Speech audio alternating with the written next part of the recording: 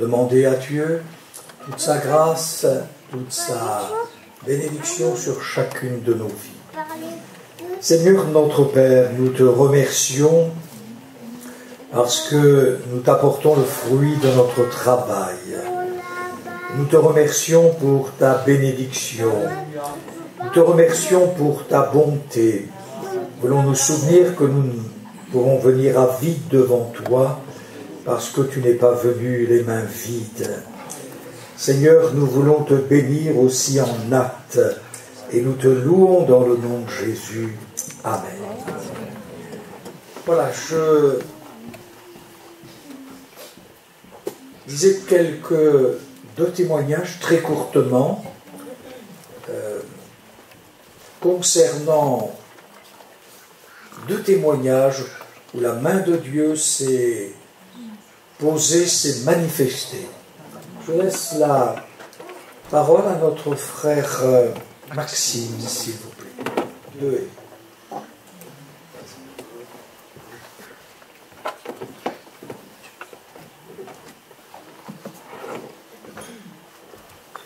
Bonjour à toutes et à tous. Comme vous savez, nous prions depuis un mois pour notre sœur Evelyne Vaillant, qui a fait un sérieux AVC il y a un peu plus d'un mois. Et la main de Dieu est sur cette personne. J'ai pu constater de mes yeux, puisque j'ai visité cette personne dans l'établissement de rééducation où elle est. Et en attendant qu'elle remonte dans sa chambre, elle est remontée par elle-même, à pied, sans sa canne. Le miracle de Dieu étant qu'avant l'AVC, elle marchait avec une canne, et que maintenant, elle n'a plus de canne. Voilà. Donc, elle récupère petit à petit l'usage de la parole, et on voit vraiment une action de Dieu dans son corps, dans son cœur. Et notre sœur a pu prier avec moi, a voulu partager la parole de Dieu. Donc nous bénissons le Seigneur parce qu'il est celui qui restaure et qui va encore la restaurer. Donc continuez à prier pour elle. Je voulais vous encourager à le faire. Dieu est en train d'agir. Amen. Gloire à Dieu. Et puis l'autre témoignage, c'est notre sœur Madame Fralin, de l'église d'Ancenis, qui a été transportée de toute urgence au CHR de l'hôpital de Nantes. Donc ils l'ont opérée, pensant que c'était un caillot de sang. En réalité, elle a fait un anévrisme. Et le chirurgien lui a dit « Vous avez frisé la mort ». Il semblerait qu'il n'y ait aucune séquelle. Elle a été visitée par le pasteur de l'église d'Ancenis. Il a prié pour lui, est en salle de réanimation. Elle revient de loin et on bénit Dieu pour la manifestation de son amour et de sa puissance. Nous laissons la place au pasteur Nicole.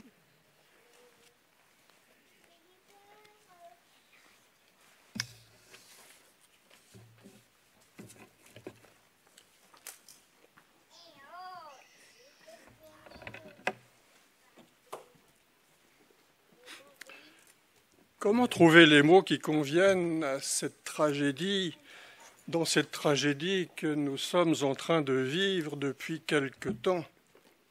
Tragédie sanitaire qui est là sur le monde entier. Certains y ont survécu, d'autres non. Tous l'ont subi. Certains dans leur santé, d'autres dans l'atteinte de leur liberté d'aller et de venir, de se réunir dans un lieu de culte comme le nôtre, par exemple. La Covid-19 passe en laissant les stigmates terribles sur son passage. Services de santé saturés, crise économique mondiale, certitudes scientifiques instables. Combien réalisent que malgré les grandes capacités de nos scientifiques, nous sommes en fait dans les mains du Seigneur? Au fait, que fait Dieu dans tout cela? Utilise-t-il certaines catastrophes pour inciter les hommes à changer de comportement, comme nous pouvons le voir à certaines époques de la Bible? Reste-t-il passif? Est-il actif? Que fait-il? Certains pensent que cette épidémie est une punition que Dieu envoie sur les pécheurs. Au temps de Jésus, par exemple, Pilate avait fait massacrer des Galiléens qui présentaient leurs sacrifices dans le temple de Jérusalem. Puis, un peu plus tard ou un peu plus tôt, la tour de Siloé s'était effondrée en tuant 18 passants. Et les foules prenaient ces victimes pour des pécheurs, pour de grands pécheurs. Il faut déconnaître l'opinion de Jésus. Après avoir réfuté ce jugement sommaire, Jésus ajoute « Si vous ne vous convertissez, vous périrez tous pareillement. » Le verbe « périr » et non « mourir » que Jésus utilise renvoie à une autre parole de Jésus, celle de l'évangile de Matthieu au chapitre 10, verset 28, celle qui dit « Ne craignez pas ceux qui tuent le corps et qui peuvent tuer l'âme, craignez plutôt celui qui peut faire périr l'âme et le corps dans la géhenne. » Dans sa réponse, en fait, à ceux qui considéraient que les victimes de la catastrophe étaient de grands pécheurs, Jésus met l'accent non sur la mort physique, mais sur la mort spirituelle. Parce qu'en fait, le plus grand drame de l'homme, c'est de décéder sans avoir fait la paix avec le Seigneur. Et dans ce sens, il me semble que le coronavirus est comme tout autre malheur qui frappe l'humanité, comme un avertissement qui nous invite, qui nous incite à nous interroger sur la fragilité de notre vie et sur le salut de notre âme. En fait, les malheurs touchent les croyants comme les non-croyants.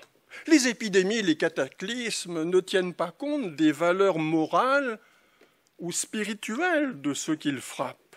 Ils s'abattent sur tous les hommes, comme le souligne cette parole de l'évangile de Matthieu au chapitre 5, verset 45. Il fait lever son soleil sur les méchants et sur les bons, et tomber la pluie sur les justes comme sur les injustes. J'ai entendu pendant les premières parties du confinement des prédications sur YouTube. Je me suis réjoui, régalé par la prédication de l'Assemblée de Nantes. Mais certaines sur YouTube étaient des prédications équilibrées, d'autres un peu moins. Une prédication m'est restée en mémoire. L'orateur ne cessait de réclamer avec des gestes le sang de Jésus est plus fort que le coronavirus. Dieu nous a donné le pouvoir de marcher sur les scorpions, sur les serpents.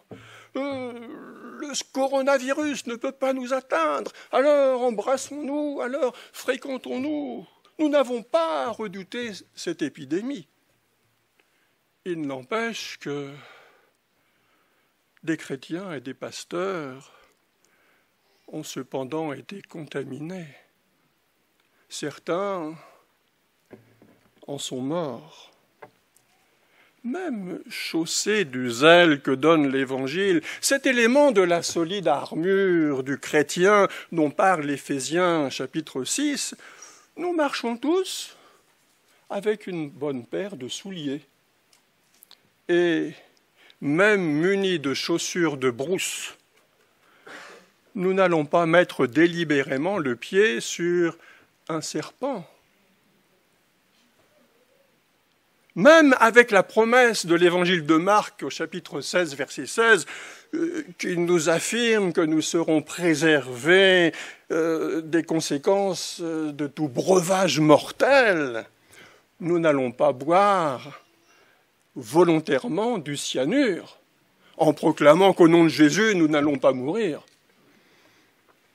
Par contre, à Malte, Paul, ayant été malencontreusement mordu par une vipère, n'en fut pas du tout affecté, nous dit le livre des Actes au chapitre 15. Bien que Dieu soit capable de l'en protéger, Paul n'a pas saisi volontairement cette vipère, mais c'est la vipère qui l'a attaqué.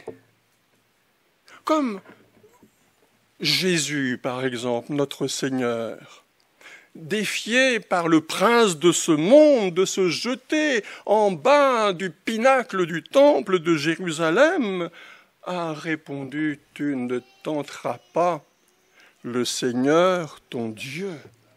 Parce que Dieu protège ses enfants qui lui font confiance et non ceux qui le défient de le protéger, et non ceux qui le défient d'intervenir. Certains pensent que cette épidémie actuelle annonce la fin du monde. Récemment, un journal en Angleterre écrivait « Le coronavirus correspond-il à la peste des derniers temps symbolisée par le 4e cavalier de l'Apocalypse ?» Faisait référence, ce journal, à ce que nous trouvons dans l'Apocalypse au chapitre 6, verset 8. Dans une de ses visions, l'apôtre Jean écrit « Je regardais, et voici parut un cheval d'une couleur pâle.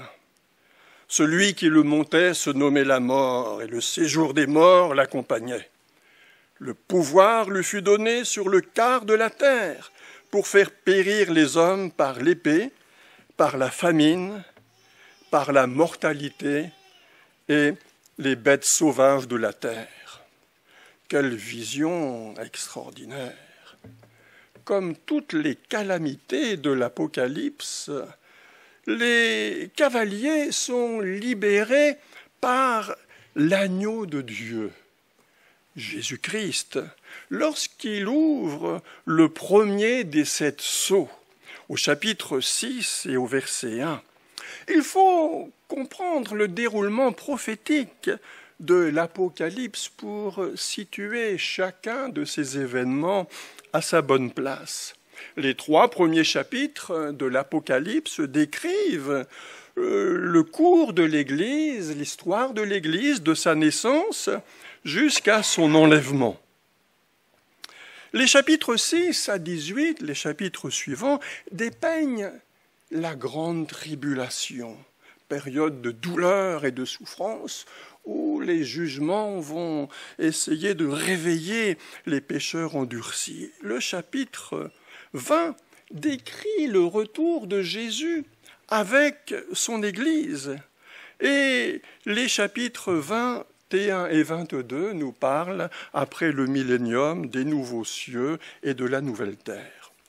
Le 4e cavalier de l'Apocalypse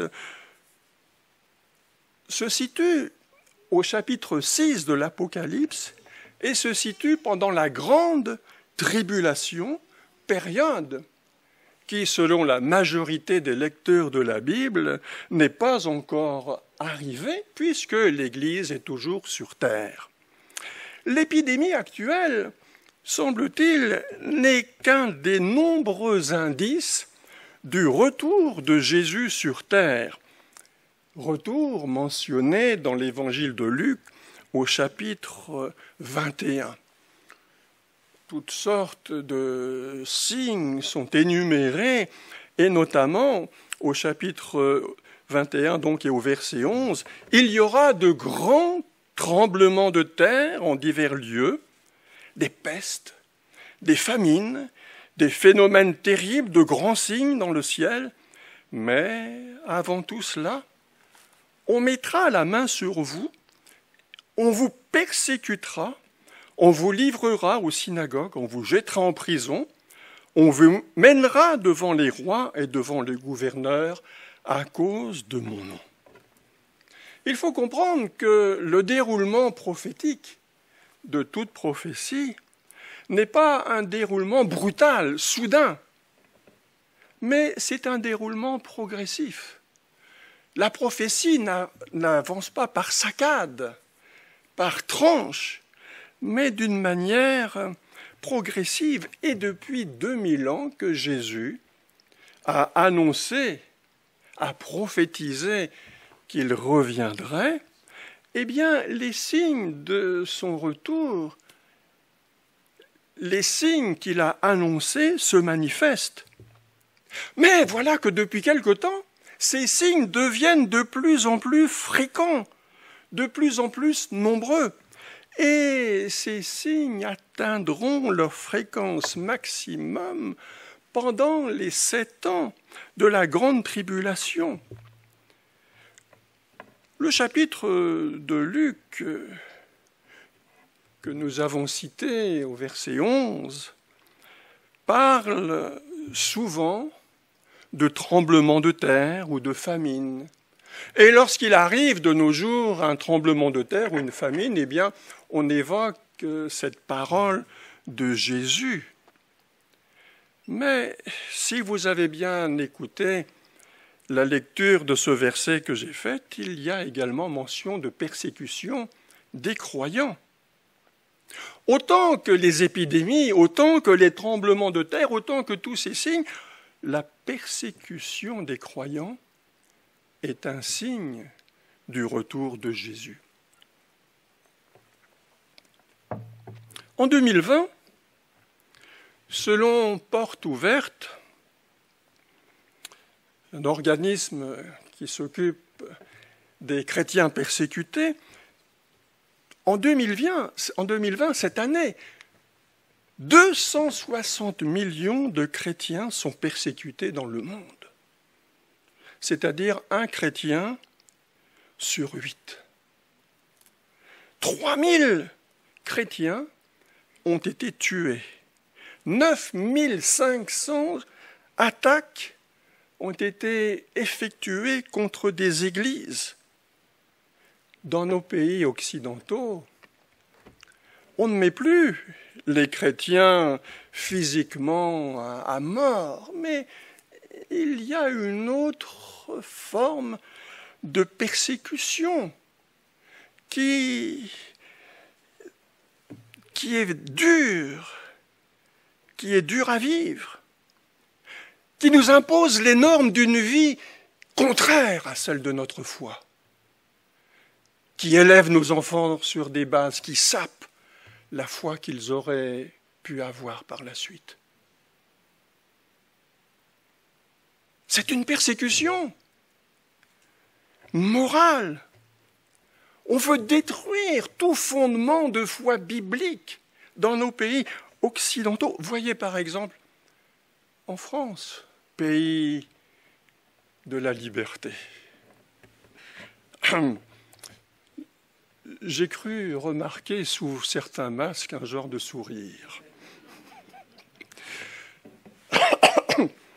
Contrairement à la loi de 1905 qui garantit plutôt l'exercice du culte libre, aucune église en France, pendant plusieurs semaines, n'a pu rassembler ses fidèles. Et personne n'a rouspété. En France, les églises n'ont été autorisées à s'ouvrir aux célébrations du culte que sous certaines conditions. Masqués, distancés, faire la queue leu pour prendre le repas du Seigneur. Mais écoutez, dans la chambre haute, ils étaient autour d'une table, les premiers chrétiens, prenaient la scène après avoir mangé tous ensemble. Mais l'Église d'après, que nous réserve-t-elle? Où sont notre liberté, notre capacité d'accueillir les nouvelles personnes?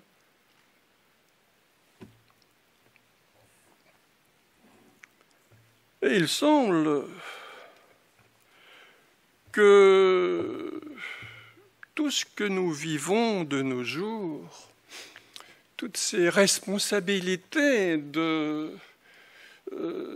notre pasteur de nous accueillir, parce que n'oublions pas que c'est sous sa responsabilité, et s'il y avait un problème, ce serait lui qui serait le premier concerné, qui serait jugé. Mais tout cela n'est rien, ces jugements de la justice n'est rien en comparaison des jugements médiatiques des réseaux sociaux actuels. Ce qui s'est passé en février dernier dans un rassemblement chrétien de Mulhouse permet peut-être d'imaginer ce qui pourrait arriver si un cas de coronavirus était détecté dans une église. Que se passerait-il? L'accusation des médias que cette église de Mulhouse était à l'origine des contaminations massives dans l'est de la France a rejailli sur l'ensemble des églises évangéliques au point que certains chrétiens, certains pasteurs, certains responsables ont parlé de discrimination et de persécution médiatique. Oui, la persécution est là, dans nos enfants, dans ce genre de vie qu'on nous impose et dans ce qui peut peut-être se passer par la suite. L'une des embûches que le coronavirus place sur le chemin de l'Évangile est peut-être, me semble-t-il, aussi ce qu'on pourrait appeler la dilution de la notion de l'Église locale. Pendant le confinement et encore de nos jours actuellement, des sites chrétiens se sont développés sur Internet. Et désormais, c'est un grand avantage pour ceux qui sont malades, ceux qui ne peuvent pas se déplacer. Il est possible pour certains d'assister au culte en direct avec son téléphone. Enfin, son téléphone encore, il ne faut pas que ce soit un modèle ancien. Il y en a qui se sentent concernés.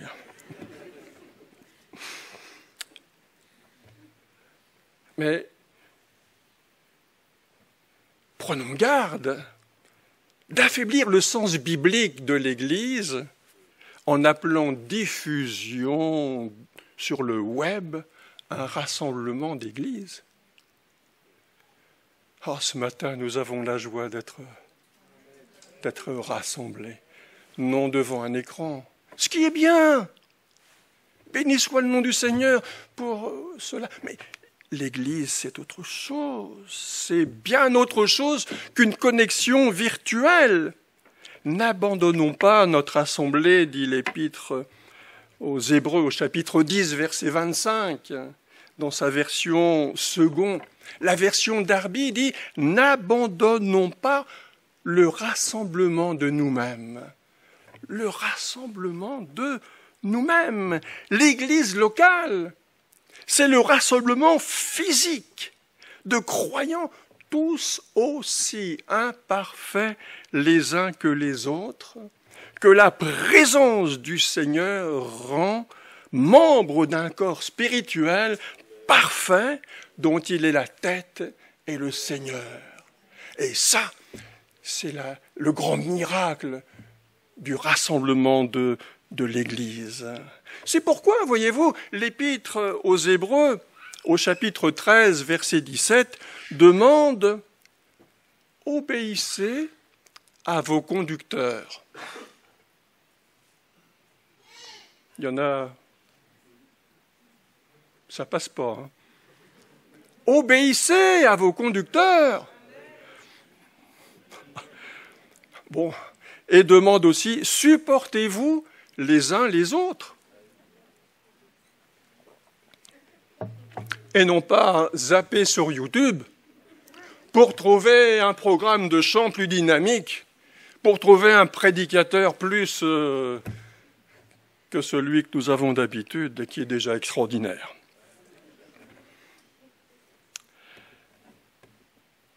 Un jour, Jésus était dans le temple de Jérusalem et certains, peut-être de ses disciples, admiraient les constructions, puisque le temple était reconstruit par Hérode, temple qui sera démoli quelques années après par la prise des Romains. Et Jésus, entendant l'admiration de ses disciples pour cette construction,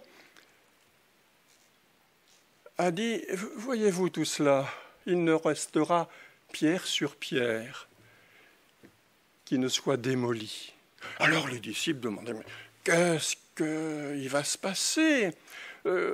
Quels seront les signes de cette destruction ?» Et Jésus, dans sa réponse, va annoncer deux choses. Il va parler de la destruction de Jérusalem et de son retour. Il va donner les signes de la destruction de Jérusalem et les signes de son retour. Et au verset 28, il a cette parole. Quand ces choses commenceront à arriver, redressez, redressez-vous, levez vos têtes, parce que la délivrance approche. C'était il y a 2000 ans, environ 2000 ans. Et beaucoup de croyants qui dorment dans la poussière ont attendu le retour de celui qui, à la fin de l'Apocalypse, dit par la bouche de son ange « Je viens bientôt ». Apocalypse chapitre 21, verset 12. Selon le mot grec utilisé, cette parole est à comprendre non pas comme « je viens tout de suite », mais « je viens d'une manière rapide ». Ma venue sera brève, elle ne va pas durer indéfiniment, elle va être rapide, elle ne va pas durer longtemps. « Je viens rapidement », dit le Seigneur. Le temps se rétrécit-il à l'horloge du Seigneur ? Au verset 32 de l'évangile de Luc, Jésus annonce aussi que cette génération ne passera pas, que tout cela, tout ce qu'il a annoncé n'arrive. Le sens de ce mot « génération » est discuté. Certains parlent de race, les Juifs. Et c'est vrai que le peuple juif est quand même à une destinée particulière. Il est toujours sur la scène internationale, malgré des millénaires de persécution. Mais cette génération peut aussi se comprendre dans le sens littéral. C'est quoi une génération ? Dans les temps précédents, on vivait jusqu'à 30 ans, 40 ans, allez, on va dire 50 ans. Moi, j'aimerais bien que ça dure jusqu'à 90, parce que... Bon, il y en a qui auront compris mon âge. Mais regardez, depuis 2000 ans, tous ces signes, ces épidémies, ces guerres, c'est ceci, c'est cela. Mais il me semble que depuis quelques dizaines d'années, ça s'accélère. Et si nous étions cette génération dont parle Jésus, ah, si c'était cela, Seigneur. Alors, mon frère, ce n'est pas à gauche ou à droite qu'il faut regarder. Mais c'est là-haut. Lève la tête. Parce que celui qui doit venir est en route. Et le meilleur de notre vie n'est pas ici-bas, mais le meilleur de notre vie est avec celui qui arrive sur les nuées des cieux. Amen. Béni soit ton nom, Seigneur, et merci parce que tu nous nous encourages par ta parole, non pas à nous désoler, mais à lever la tête et à aspirer. Béni soit ton nom. Amen.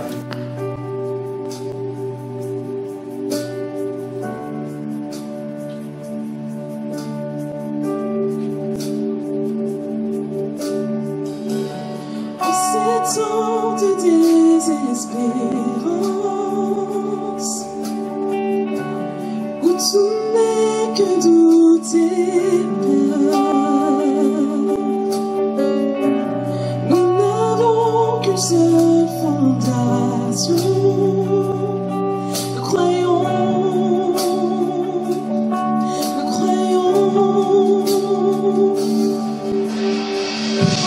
en ces temps pleins de confusion,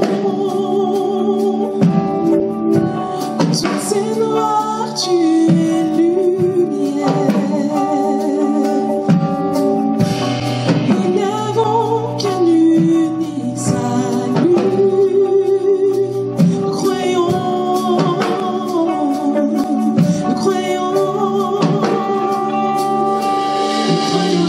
en Dieu le Père. Nous croyons en Jésus-Christ, nous croyons en Dieu l'Esprit Saint qui nous a donné la vie. Nous croyons en la crucifixion et qu'il a vaincu la mort. Nous croyons en la résurrection et nous croyons qu'il revient. Nous croyons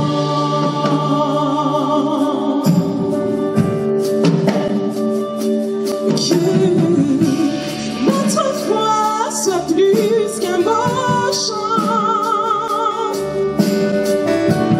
qu'elle surpasse tous nos credos. Dans nos faiblesses et nos tentations, nous croyons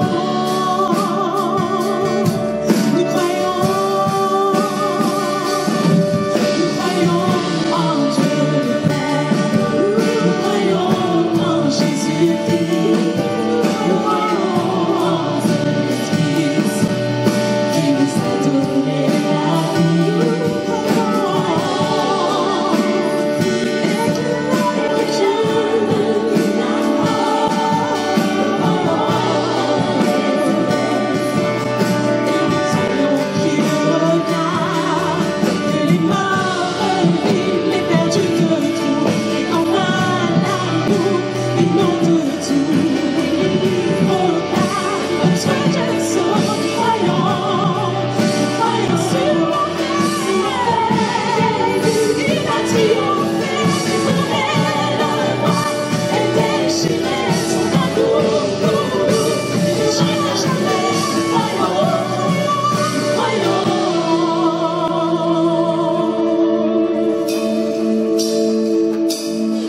Nous croyons en Dieu le Père, nous croyons en Dieu Jésus.